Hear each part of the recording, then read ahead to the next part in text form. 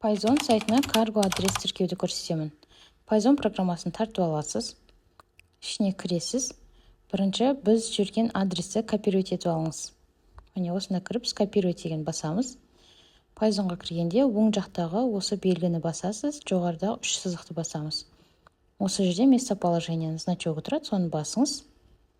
Міне осы серый иероглифті басамыз. Күтесіз, разрешить басамыз. Разрешитті басқаннан кейін тағы да кішкене күтесіз. Міне көк иероглиф шығады, осыны басыңыз.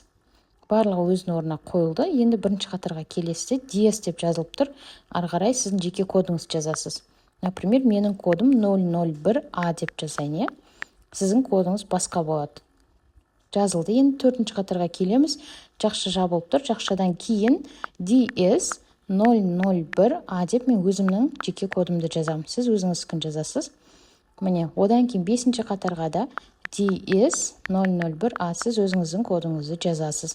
Одан кейін номерге мән береміз. Номерге қарасақ, бізде +7 Қазақстанның коды қойылып қалды. Осы жерге біз Қытайдың кодын қоюымыз керек.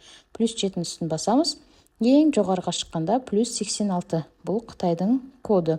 Иероглифті басамыз оң жақтағы.